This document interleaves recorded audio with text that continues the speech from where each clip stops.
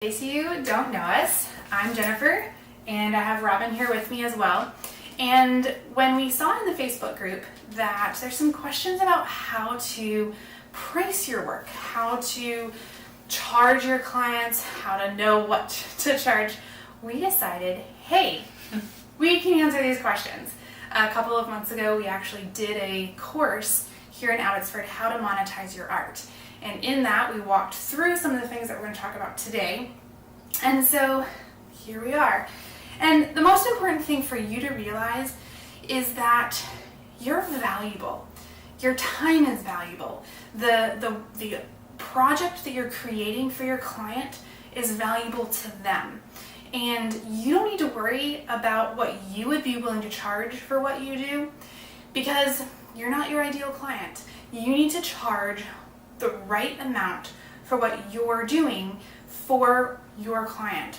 And so we're going to walk you through that, figuring out how to make that decision, because it's not an emotional decision. And that's the main thing that we want you to take away, is take emotion out of it. Eliminate the need to go, oh no, how do I feel when I give my hourly rate? Because it feels bad. Yep. It's going to feel bad. We all have a deep-seated insecurity about our value, and we're here to talk about the numbers. And the numbers don't lie. And so we're going to start with hearing about Sally. Sally. We feel close with Sally. we used her a lot in our examples because our hearts bleed for her. She is a creative entrepreneur. She was inspired to pick up a hobby. It started off as a hobby, as a way to earn a little extra income while she's staying at home with her kids. I bet that sounds familiar, right? Okay, keep going. So we feel for Sally, I need to do something creative and I want a little money to come in. So she got inspired when she was walking around a little market, and she thought, I can do this. I can make those cool macrame wall hangings. And she did. She made one, and some people thought, that's pretty cool, and they told her that, and they bought it from her. But when they asked her what to charge, everything kind of went, $20? That feeling. I mean, we know that feeling. I mean, I'm a photographer. People ask me in my early days, what do you charge?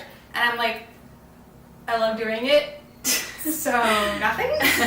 Exactly. And writing? And writing, same thing. I'm just trying to get experience, so I'll just help you. Yeah.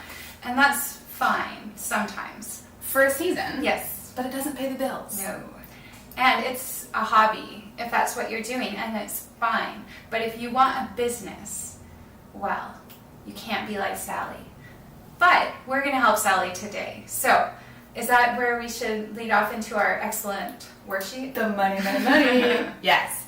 So the hook here is that we have a spreadsheet template that you can actually have a copy of if you message and email us. It's amazing.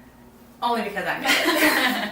But we're going to walk you through, though, what you need to think about when you're deciding what to charge, and the factors that play a part in your cost, because the key here is that you're a business owner.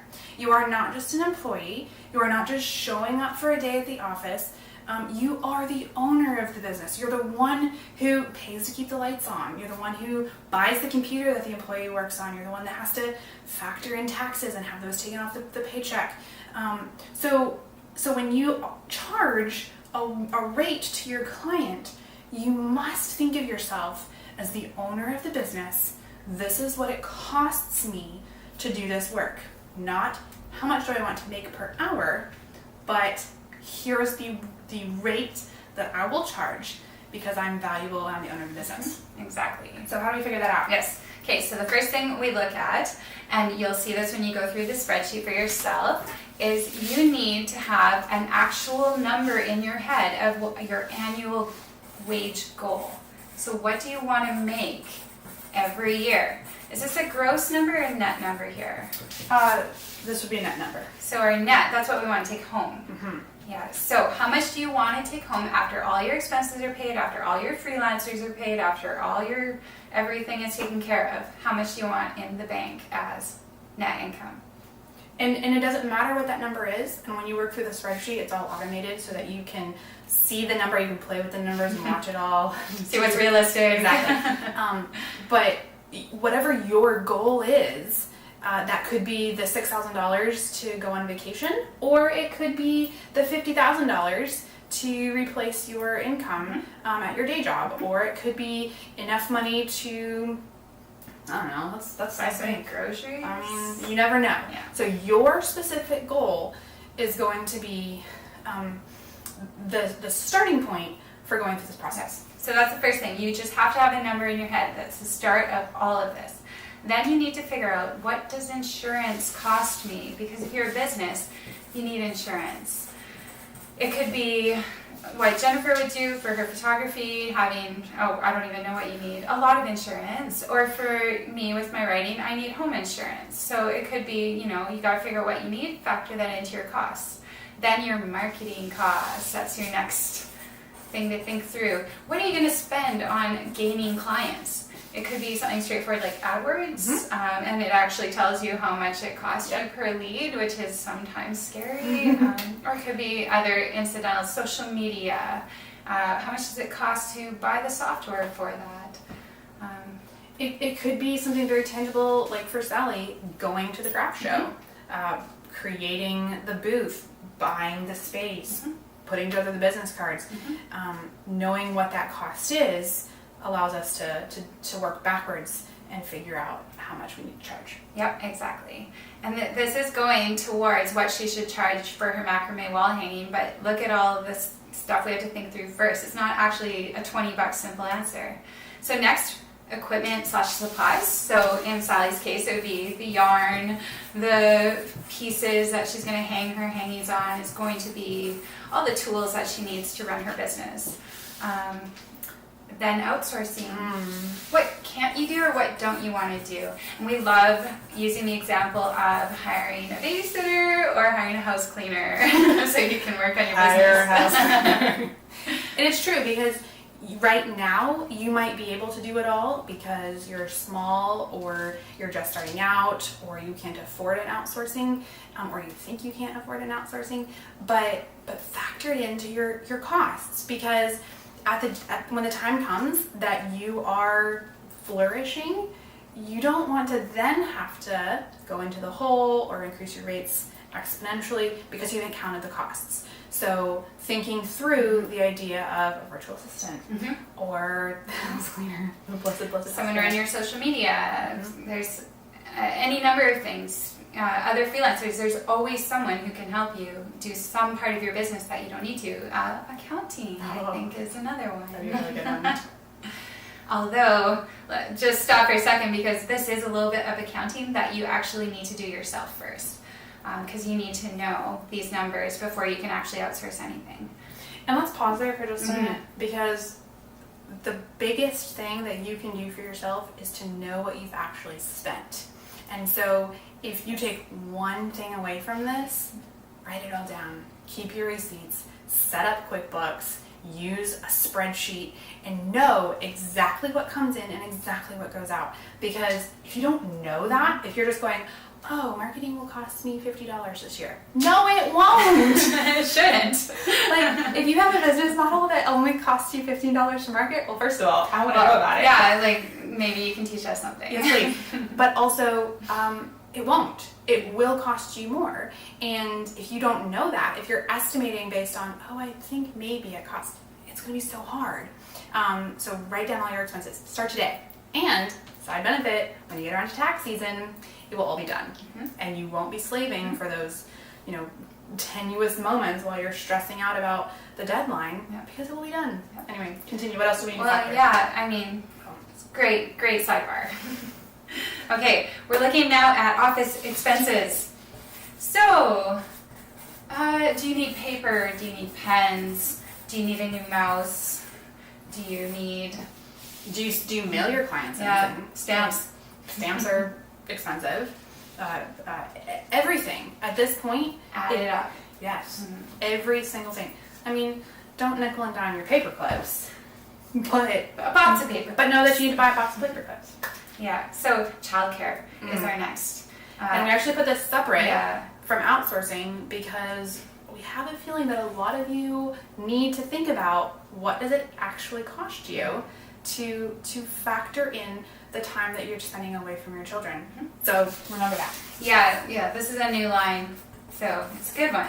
Childcare as a whole separate line item to consider. How much can you afford to spend on childcare to then put into your business? And even if you have in-laws or outlaws that are taking care of your kids for now, they might not always be there. And then you haven't factored in the cost of childcare, and then what are you going to do? Yeah, exactly. Okay, so then the next item is profit / saving for future expenses. And that may seem insane at this point. You may be thinking, I need actually every penny. How do I be saving or even planning on profit? So what does this mean? So you are going to want to someday be able to buy a new computer. And you may have factored that into your equipment and supplies category here. Or maybe the equipment and supplies is what you actually need to make your art or create your project for your client. And so this is setting some aside that says, I was successful this year. I have money left over, and I can put that into a big expense. It could be going to a conference. It could be remodeling your office. It could be any number of things that is not planned for. And it's also kind of an emergency fund to be able to say, hey, it's okay that a camera died because I have that money set aside. And it might not be much. And we're not going to go all Dave Ramsey and jars. No. But setting some money aside so that when times are lean, when cash flow isn't as consistent, you have the money and you don't have to live paycheck to paycheck or client to client. Yep. And our last item is taxes. So, yes, if you're a business, you pay taxes. When you're not making a lot of profit, you won't have a lot of taxes owed, but at some point you will have to pay taxes. And having the money set aside and planned for, budgeted for, is really important. And if you're small enough that you've set aside, and work with your accountant, know what you need to set aside, but if you've set aside 25% of every single paycheck that's come in, and suddenly you don't actually have to send that to the government, hey, rainfall, that's awesome. And now you've pinched pennies in the interim so that you can live a stress-free life. Because money doesn't have to be complicated. Money doesn't have to be this point of tension. But what this means is now we have a number, a bottom line that says this is our gross annual income goal. This is how much I need to make in a year to cover all my costs and my desired goal wage. And hopefully I'll have money left over. Hopefully I won't have to send it all to the government. But that's what we're aiming for. Exactly. And it's not emotional. It's just the facts. So we have this number, okay? Yeah. You've put together a very factual, very scientific, this is what it's going to cost me to be in business. That's your gross annual income goal. Well, we can now do some calculations, and this is what the spreadsheet's going to show you, of how much to charge per hour. Now, this also requires a little bit of realistic goal setting. Yes. Because if you've said, I want to make $10,000 in a year, fund a really nice vacation, but you've said also that you're willing to pay or spend, 40 hours a week doing that? Well, the math at that point, it's not going to be very good because now you're working a full-time job and making $10,000. Well, I don't know. Not even minimum wage. I don't think that's living wage. No. So now, okay, but what if you said, I'm going to spend 5 hours a week on my business? Well, now with a $10,000 annual goal, I can't even do the math. It's actually really It's good. a very reasonable amount of money. Might even be really, really good amount of money. I think it's excellent. Okay. But now you think through, well, how many clients can I handle in my 5 hours a week? Well, maybe that's just one. That's okay. How many do you need one client that pays you $10,000? Easy. I mean, it feels like a lot, right? But now you know you need a client that's going to give you the $10,000 annual income plus your anticipated cost of doing business. And now you have your number. And you do the division, you do the multiplication, and you have a very scientific number. Yeah. And then what that will be, it breaks it all down. The spreadsheet will do all the math for you. It'll tell you what your hourly rate actually has to be in order to reach your financial goals.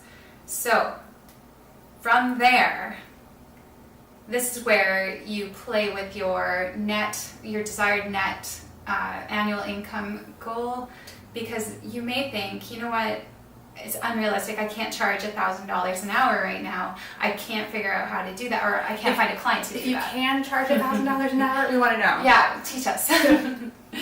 So then you play with you bring reality into the picture. You either bring your number down or your hours up, or some of your expenses down. You just work with the numbers until it actually is something you can stand behind. But remember, you're working with numbers. You're not working with emotion, because you are valuable. Your time is valuable, and now we have a objective reality that says, I am worth this amount of money. And I know that I'm worth this amount of money because I know all the costs that are going to go into every single hour that I spend, and how much I'm going to get paid in that as well. And so suddenly it's no longer emotional. Nope. And we can just say, yes, I charge $1,000 an hour. And that macrame wall hanging will be $76. Thank you. So do the math.